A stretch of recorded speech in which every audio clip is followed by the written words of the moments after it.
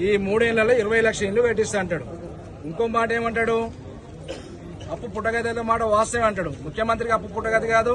ఈ ముఖ్యమంత్రి చూస్తే, మంత్రులను చూస్తే ఇటు చెప్పులు కూడా దెంకపోతున్నాడు, భయపడి కూడా దగ్గర కూడా రాణిస్తాడు. మరి ఇదే దెంకపోతున్నప్పుడు, చెప్పులే దెంకపోతున్నా భయపడుతున్నప్పుడు తల తాకాడు పెట్టి నేను 20 లక్షల ఇల్లు కట్టిస్తాడు. ఏడు తెచ్చి కడతాడు మొగోడు? అప్పే పుట్టగది అయితే లేదు కదా. ఇవ్వాల్సిన పిల్లలకు ఇవ్వాల్సిన ఫీజులు ఇస్తలేవు, మెచ్చార్జ్ ఇస్తలేవు, పెన్షన్ ఇస్తలేవు. రైతు భరోసా ఏమంటే 3 ఎకరాలు పెట్టినావు. ఉద్యోగస్తులకు ఇన్ టైంలో జీతాలు ఇచ్చే పరిస్థితి లేదు.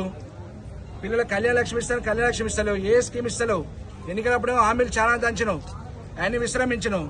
ఇలా పబ్లిక్ అవపడతాం, మళ్ళీ వేదికల మీద మళ్ళీ ఓట్లు కావాలి కదా అని చెప్పి ఇష్టానుసారంగా ఏది పడతాను. కేసీఆర్ గారు మేము ఆడతాం.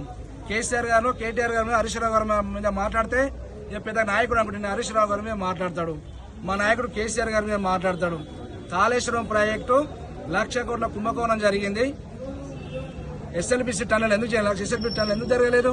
పోయిన ప్రభుత్వం జరగవలసిన పని జరిగింది, ఇంకా జరగవలసిన కొంత మేరకు జరగాలి. ఇవాళ మీ ప్రభుత్వం రాగానే ఏం చెప్పారు? 6 నెలలు